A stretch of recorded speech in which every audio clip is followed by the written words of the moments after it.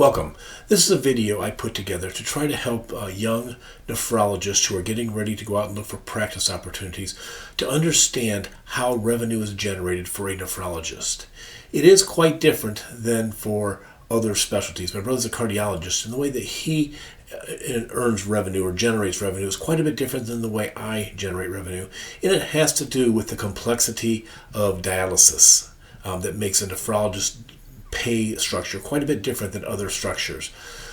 So my goal is to educate you on what to look when you go out and look for practice opportunities. Now, please be aware, and I'll mention this towards the end of the video, anytime you talk about the finances and the money within medicine, you run the risk of conflating or jeopardizing patient care. This talk, I hope, tries to illustrate that number one, patients come first.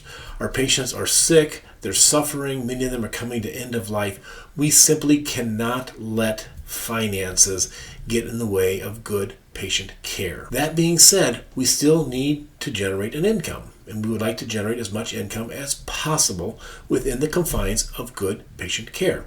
So I want to illustrate how the company that I work for, Nephrology Associates in Northern Illinois and Indiana, how they have threaded the needle such that we're giving, I think, very compassionate and ethical patient care, and at the same time trying to be as open and as transparent, as physician-friendly as it possible, ultimately providing the best patient care we can.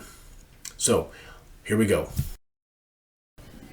Okay, I want to start our discussion in the 1800s. In the 1800s, you were probably living on a farm, and if you got a sore throat, you would get a hold of the physician. He would come riding in on a horse. He would probably look down your throat and prescribe either bitter root or some sort of salve or snake oil. You would give him a chicken, and he would ride off. That's called fee for service. At the turn of the century, in the 1900s, same thing would happen, except now we're living in the cities.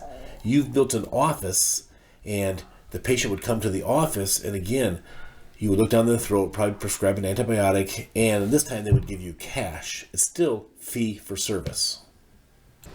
This fee-for-service model is very similar, except there are a couple differences. Number one, it's much more efficient because the patient is coming to you, and you can see many more patients in the same period of time. But you do have overhead now. You have to pay for the building, you got to pay for the candles to light the building, you got to pay for any staff you use, and that's called overhead. Overhead is what you have to pay in order to earn your income. It's usually about 50%. So at 50% overhead, for every dollar you get from patients, you keep 50 cents to take home, and 50 cents goes for running of the practice. And that 50% is pretty traditional back in the 1900s all the way up until today.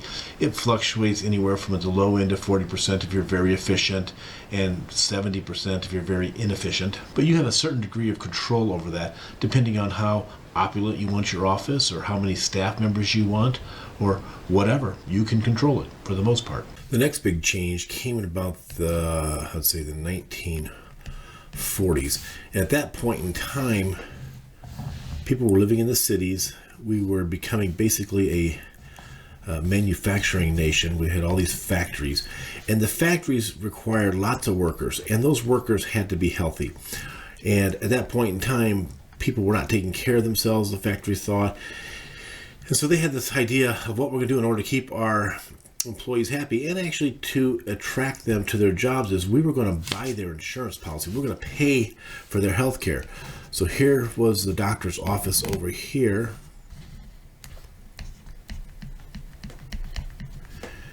And the patient would come from the factory over to the doctor's office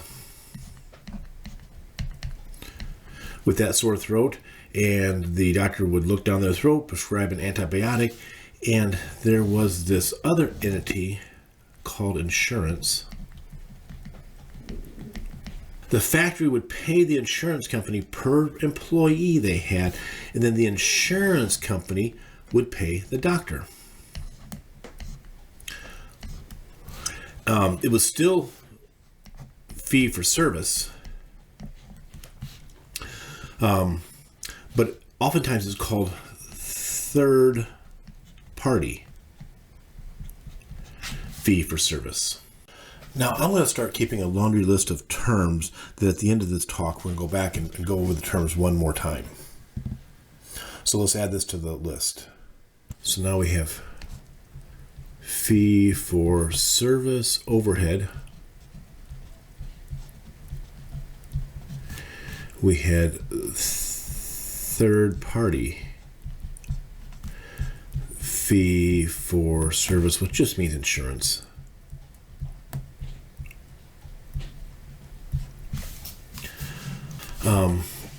There was one big change with this in order to make sure that the patients had some skin in the game. You know, if they didn't have skin in the game, in other words, if every time they went to the doctor, the insurance company paid the full bill, people would probably be abusing the system.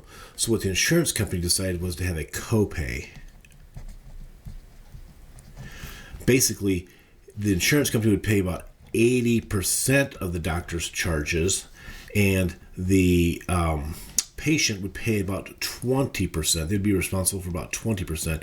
This was just to get them to think twice before they thought, you know, I can probably live with this little splinter in my finger versus running to the doctor to get it fixed if they had to pay a little bit of the copay. And this was all well and good until about the early 1960s. At that point in time, people were starting to retire. So what did you do? If you weren't working for a factory, where did you get your insurance? You'd have to pay it all out of pocket. Well, the government stepped in and created this massive insurance company that just dwarfed everything we've ever seen. This insurance company is called Medicare. And its sister, Medicaid. Medicaid, the aid part is like aiding people who can't afford it. The Medicaid was for people who probably either never worked or didn't have enough money or for whatever reason were disabled. So Medicare was for anybody over age 65. So it was, and it still is, anybody over age 65 or end-stage renal disease. And the fact that Medicare is for people with end-stage renal disease was what makes nephrology and how nephrologists make money so unique, and how any young nephrologist looking for a practice opportunity should at least be aware of this Medicare supplement that pays for end-stage renal disease, because it's a big part of our practice. Or certain disabilities like blindness. Medicaid is for any age they're for basically the poor, and people other disabilities. The thing about Medicaid is so big is that this person, now they're no longer working in the factory, they're at home and they come to your office with a problem. You help diagnose and treat the problem, and then you bill the insurance company, Medicare. But Medicare being so big, you could bill them whatever you want. They have a flat fee they're willing to pay. It's called the usual and customary. The usual and customary fee is all they're willing to pay. So if I bill them $100, they laugh at that and they say, you know, for removing that splinter from the finger, the usual and customary is only $50. And oh, by the way, we only pay 80% of that. So we're going to pay you about $40. And you've got to get the rest directly from the patient. That's their copay. So they will pay you $40. You've got to collect the other $10 from the patient. So this is Medicare. This is patient responsibility. And also, you can't bill the patient for more than $10. In other words, if the usual and customary fee is $50, even though you billed $100, you can't collect the balance other than the copay from the patient. When you take what's called Medicare assignment, when you sign up for Medicare programs, you voluntarily say you'll only charge the patient the balance of what is usual and customary. So Medicare sets the reimbursement for that procedure. So again, you perform a service for that patient, you bill Medicare $100, they laugh at it, they say our usual and customary is only $50, of which we're paying $40. and you get 10 from the patient. So a total of 50, and you can't bill the balance. This is often called discounted fee for service. It's discounted because Medicare gives themselves a discount, about 50% usually. And it's not like you can go to Medicare and say, no, we want more than that. We want $70. Medicare is so big that they set the fee and you just have to live within it. You can't negotiate with Medicare. You could, I suppose, say, well, we're just not going to take Medicare. But since about 80% of a nephrologist's practice is Medicare, you're really not going to eliminate 80% of your book of business. So you have to live within what Medicare pays. And even then, if you think about it, if you bill 100, you get both the patient's part and Medicare part, you get 50. You still have overhead, which is about 50%. You're down to about 25%, or in this case, $100 per service, you're going to get about $25 as your take-home pay for that service. The good news in this is that there are these other insurance companies. So about 80% of your patients are going to be Medicare just because of the over 65 or ESRD. So any typical nephrology practice, about 80% will be Medicare or Medicaid, leaving about 20% to be third-party insurance companies. These are the Anthem Blue Cross Blue Shields and the United Healthcare and all the third-party companies. And they pay something more than Medicare, but probably still not what you totally want. Once a year, your office will negotiate with these companies, and they're trying to drive the price closer to the Medicare price. You're trying to raise the price closer to your price, and you come out somewhere in the middle. You agree upon $80 for splinter removal. So that's your usual and customary from insurance companies. So they'll pay you $80 when you remove that splinter from their fingers. Now I've cleaned up the board a little bit, and I brought us up to 2022. And I want to explain something here. How you bill Medicare. You don't just pick up the phone and call Medicare and say, hey, I removed a splinter at my office from this patient. Please pay me $100. What you do is you submit a code to Medicare. Everything a doctor can do to a patient has a code, and they're called CPT. And CPT codes stand for Current Procedural Terminology Codes. And what it is everything a doctor can do to a patient is given a code. For instance, there's a code for removing a splinter. There's a code for bypass surgery. There's a code for dialysis, and there's actually probably about a couple hundred codes for dialysis. They're very specific. I once saw a list of the codes, and I believe it's over 10,000 codes now that you can bill Medicare for. Medicare has a usual and customary fee attached to each one of those codes, and I'll explain in a minute how they get that usual and customary fee. But when I see the patient in the office and remove the splinter, I bill them a CPT code. It gets a little more complex because if I'm at the hospital, say the patient gets admitted to the hospital. Here's a hospital. And I come to see the patient in the hospital, I bill a CPT code for the hospital. The CPT code for the hospital is a different code, and it includes things like moderate complexity, 1-day visit. I bill that code. Every day I see the patient in the hospital on rounds, I bill a moderate complexity 1-day visit, and Medicare pays me that set fee. If the patient goes to the lab, I send the patient to the lab to get blood drawn. Here's a lab. The lab sends a code to Medicare. Say we get a CBC and a BMP.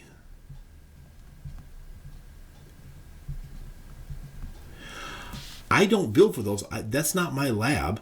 I send them there. They send a code to Medicare, and Medicare pays them, the lab, whatever their usual and customary fee is for CBC and BMP on that CPT. So let's add that CPT code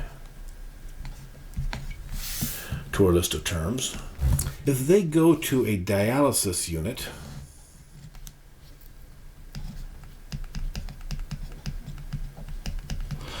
unlike the hospital, I don't bill them every day for a CPT code. The CPT code for dialysis have a special name, so I bill that. They're called MCP. It's called medical capitation payment. And what it is Medicare is going to pay me basically for a month's worth of dialysis. There's 4 or 5 different codes depending on how complex the patient is, how old the patient is, and how many times during that month I actually physically saw the patient. But I bill them an MCP code once a month, and once a month they pay me in my office. They pay me for how complex that patient was and how much I saw them on dialysis. That's called the MCP payment. It's still a CPT code. Just out of curiosity, I one time looked at the CPT code list and said, okay, what is the most costly thing, the highest CPT code you can bill and get the most reimbursement for? And you know what it is? It is a thoracoabdominal aneurysm repair. I assume that must take a long time and very complex to do, because that's got the highest CPT code. And you know what the lowest CPT code is? The thing you can do to a physician can do to a patient and get the least reimbursement? It's a blood pressure check. It has the lowest CPT code or reimbursement. To make this a little more complex, here's how Medicare comes up with what they're going to pay for each of these CPT codes. So you have CPT, I'm going to say, I don't think this is like this, but CPT 1 through CPT 10,000. And some of these codes are removing splinter in the office. Some of these codes are taking their blood pressure. Some of these codes are dialysis codes. Some of them are endoscopy codes, and some of them are lab codes. There's all these different codes. What Medicare does is it assigns a value called an RVU. That's where the term, you probably heard the term RVU before, but RVU is a term that Medicare gives each of its codes for how complex it is to do and how long it takes, so time.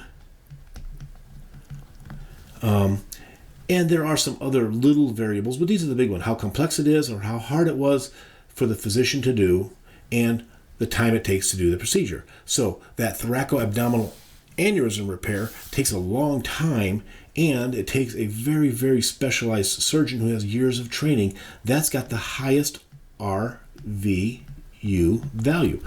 I'm going to guess it's like probably 15. The least complex is taking the blood pressure. A physician doesn't even need to do it. One of my office staff can do it. And it doesn't take very much time, so it has probably an RVU of blood pressure, probably, I'm going to guess, probably about 0.001. So they rank order every one of those 10,000 things you can do to a patient, and then when you do that to the patient, you bill them a CPT code. The computer looks up, okay, how many RVUs is that worth? And then every year, Medicare assigns a value to the RVU. Right now, in 2022, 1 RVU equals 37 point and a quarter. So $37.25 is for every RVU. So you multiply that by 0.001, that's what you're going to possibly make if you take a blood pressure, and you multiply it by 15, and that's what you're probably going to make if you do thoracoabdominal aneurysm repair. And every year, a secret committee gets together, and they are represented by almost every specialty, including nephrologists, are on the committee. They try to mix and match and change these RVUs to be as accurate as possible for time and complexity. So as a nephrologist, I'm trying to push the RVU value for a dialysis visit as high as possible, and as a cardiovascular surgeon, they're trying to push the thoracoabdominal repair as high as possible, and the GI doctor on the committee is trying to push the endoscopy as high as possible. But in general, it's a zero-sum game, meaning they only have so many RVUs. We all have to agree on what value we're going to assign to each one of these units, because that's how we get paid. We ultimately get paid by submitting a CPT to Medicare, Medicaid, or the insurance company, them looking up what the RVU value is and what it is per RVU and paying us that amount. Now, to make it even a little bit more complex, if you think about it, everything I've told you so far is just the physician, what the physician is getting paid. Hospitals don't work for free. They have a lot of staff, and they've got electricity and heat, and they got a lot of bricks and mortar that need to be paid for. So the hospital, the patients in the hospital, also bills Medicare a fee, and Medicare pays the hospital for the daily bed rate. Or for the surgery, if the patient goes for bypass surgery, the surgeon bills a CPT code, but the hospital also bills a code to the hospital and gets paid for the operating room time and for all the medicines they get. And same with the dialysis unit. Dialysis units are not working for free. I see a patient on dialysis, I get paid the MCP CPT code, and the dialysis unit also gets paid by, they submit a code to Medicare, and they submit a code, and then Medicare pays them a fee to pay for the machines and the blood lines, the dialyzers, the nursing staff, the electricity, the heat. So they're making money that way. And to make it even a little more complex, every dialysis unit by law has to have a medical director. And out of the money that the dialysis company gets from Medicare or the insurance company, they have to pay a medical director. And so I, as a nephrologist, act as the medical director. I get paid by seeing the patient on dialysis, the MCP CPT code, and I get paid by being a medical director out of this income stream that Medicare is paying the dialysis company. So now I want to go through, after cleaning this up, I want to go through and look at all the income streams that a typical nephrologist, if they are on their game, if they're sharp and know all the subtleties, can capture. First of all, you see a patient in the office, or you see him in the hospital, and you bill Medicare for a CPT code for evaluation and management. That's just what you typically think you're doing from day to day, on rounds, in the office, seeing patients, and you bill for this. That's number one. Okay? Number two. Okay, you have patients on dialysis. So many days are going to be spent seeing dialysis patients. You're going to capture that. That's that monthly. So number two is your MCP, your monthly capitated. That is the payment for seeing the patient on dialysis for that month. It's also a CPT code. It's just in a different category called MCP. This is a category called evaluation and management. Now, that dialysis unit by law has to have a medical directorship. That should be your money. Medical director. Trust me, this unit has a medical directorship. Whether it's paid to you or paid to somebody else, you need to be aware of that. What you don't want to have happen is be a young nephrologist working hard to make sure that the patients in this unit get quality care, and then have some older partner sitting on a beach collecting that medical directorship money. So one of the first questions you would ask when looking at a group is, what happens to the medical directorship money? That's number three. Almost guaranteed, if you're working for a hospital, the hospital has that medical directorship contact, and you're not going to be seeing that money. They are going to be taking that money and acting as the medical director. Your name is going to be listed as medical director, but they're collecting the money because they're going to pay you a set RVU rate. By the way, every one of these entities, whether it be a lab, a hospital, dialysis unit, they all are in a building. They're bricks and mortar. You could be the landlord.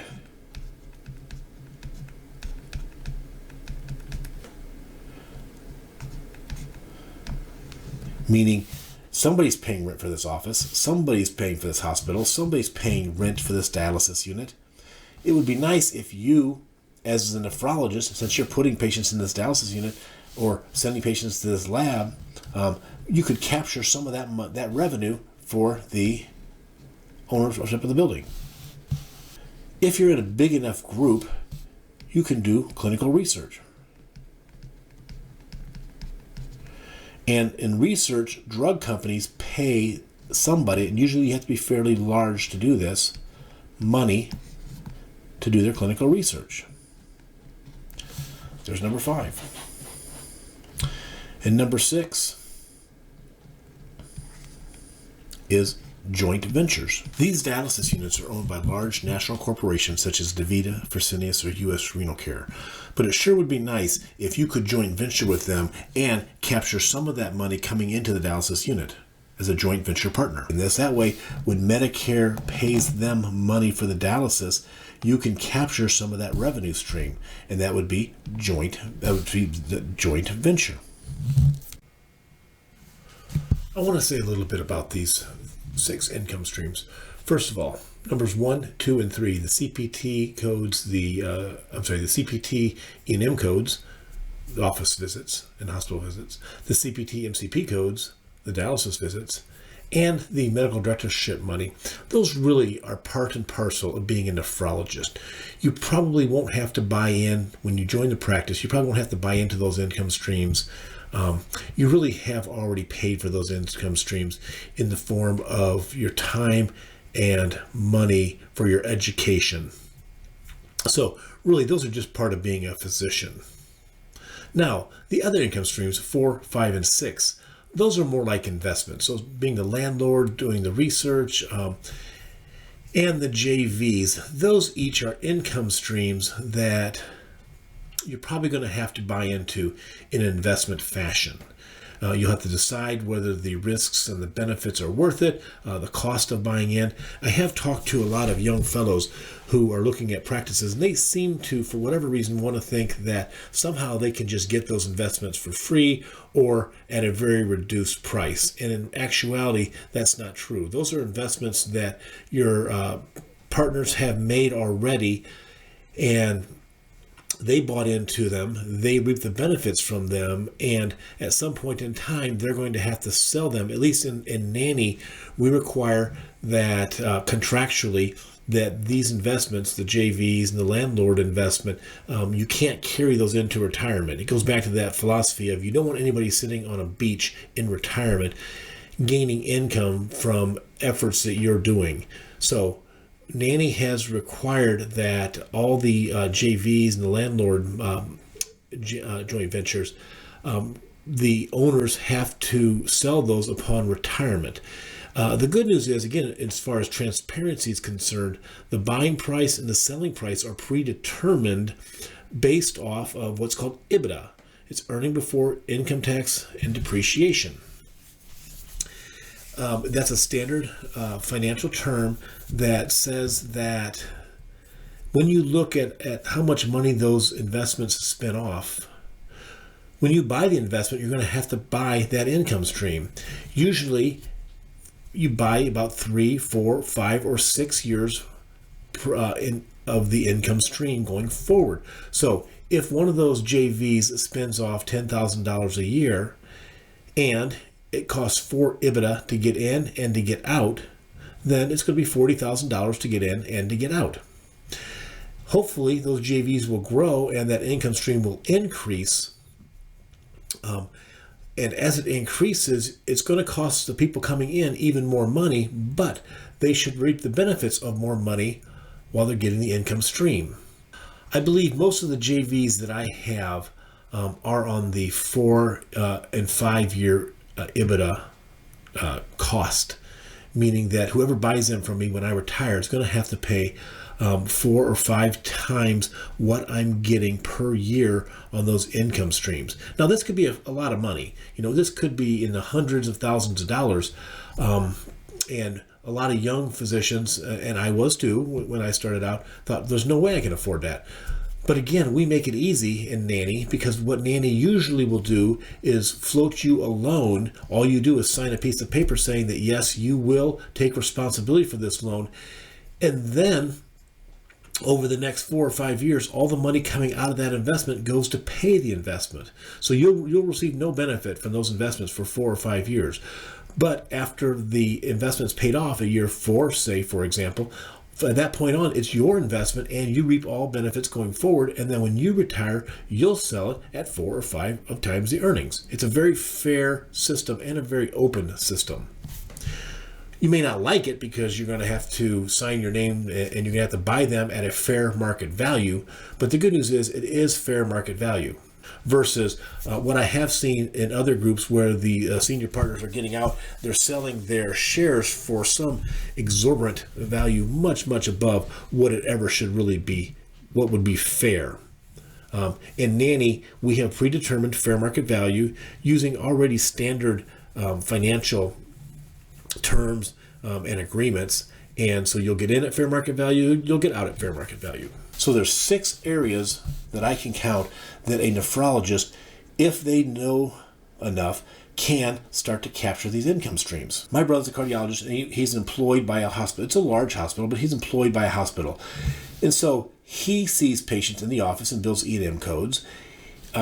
He does heart catheterizations and builds CPT procedural codes for like echocardiograms, left heart catheterizations.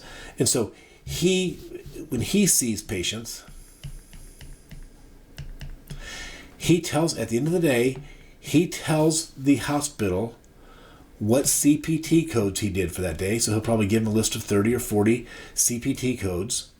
They turn them in, pass them on to Medicare. Medicare pays the hospital by RVU. They turn the CPT codes into RVUs, and they pay the hospital. The hospital takes a significant portion of that money for the overhead to pay for everything, to pay for the billing, to pay for the building, to pay for the nurses, and they pay him back depending on how many CPTs that translated into RVU. So he is RVU based. So that's all he makes. He does not have access to these other income streams. Matter of fact, the medical directorship, he does not have medical directorship money because the hospital holds all medical directorships. When you become an employee of a hospital, almost always you sign a contract saying that you will not sign contracts on your own and you will not have any external income that the hospital doesn't know about.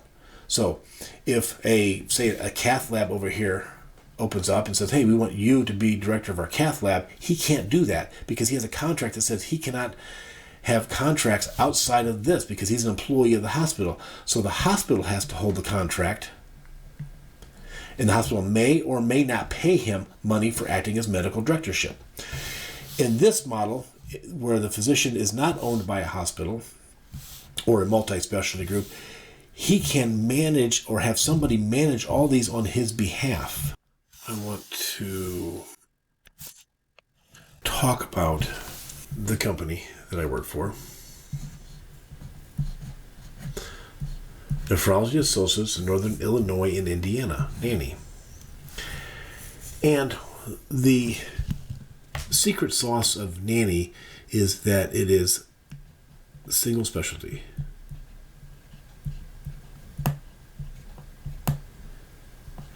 Single specialty means that as a nephrology practice, it understands all these income streams more so than anybody else would.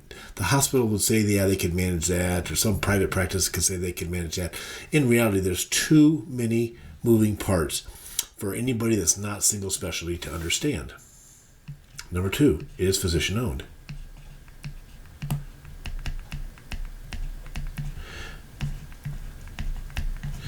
As a physician in NANI, I have a say for what's going on. It's basically you eat what you kill mentality. There's nobody who's sitting on a beach somewhere making money off of the physicians in NANI.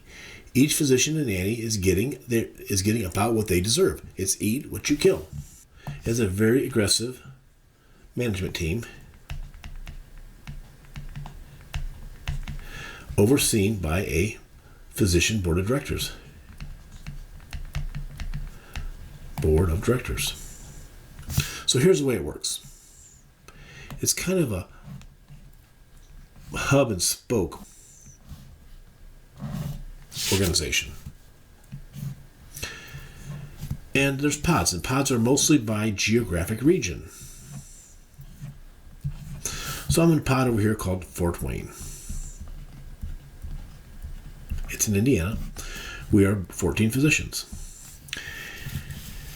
What the hub does is it does our billing, it does our HR, our hiring and our firing, it does all of our contracting, it does our IT, keeps track of our places are EHR. It does a lot of services we call back office services. And that's all controlled by the hub, which is controlled by a board of directors. And each pod has membership on the board of directors or on a advisory team. So this board of directors would not allow any pod to mistreat any of the individuals in the practice. For instance, say there's a practice over here where an older physician was taking all the medical directorship money, or an older physician was seeing all the well-insured patients and putting off all the Medicaid patients to the younger physician.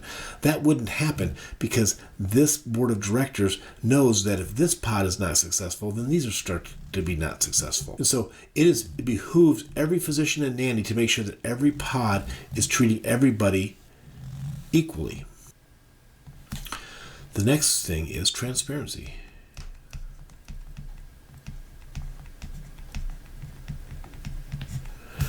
Transparency means that every month, by about the 15th of the month, I see what I call a profit and loss statement. And in that statement, it tells me how many E&M codes and dollar amount my pod brought into the practice. It tells me how much medical directorship money my pod brought into the practice, and it tells me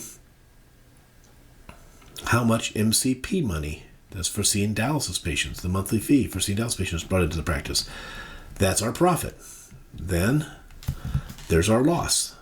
And we lose money, we actually have to pay the hub overhead, and then we find out every month how much we pay them. We pay them for the billing, the HR, the contracting, the IT, all that back office stuff we have to pay for.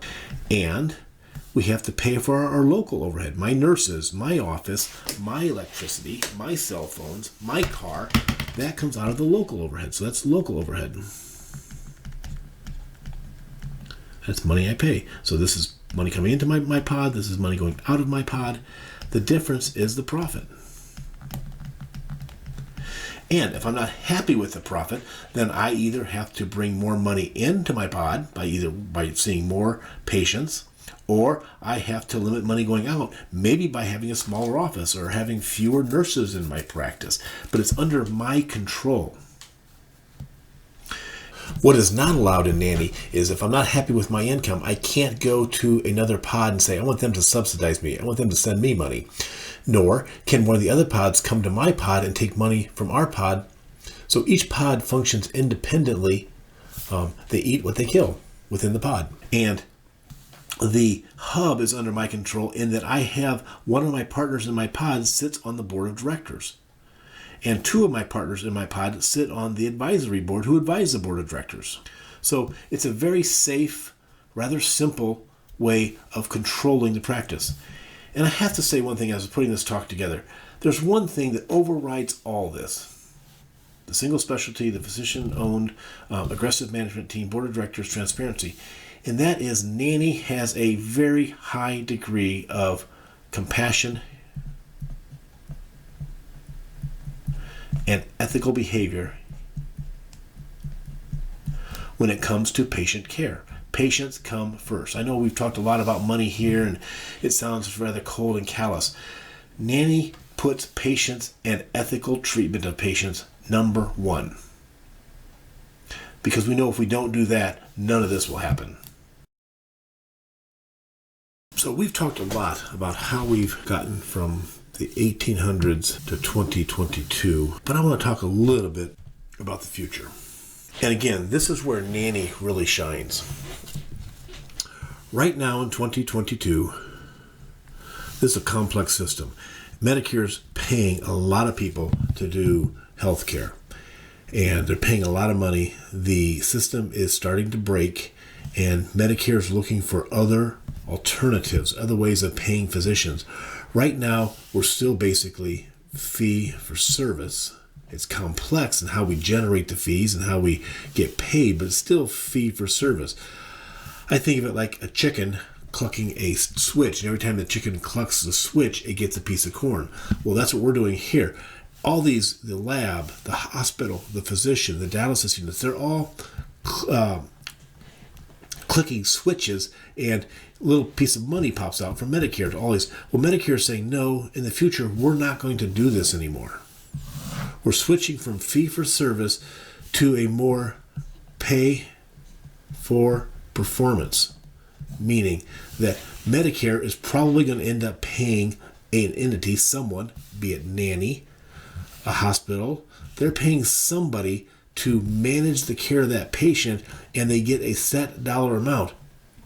No matter how many times they click the Medicare button, they're only going to get so much money per year per patient. This is going to be huge.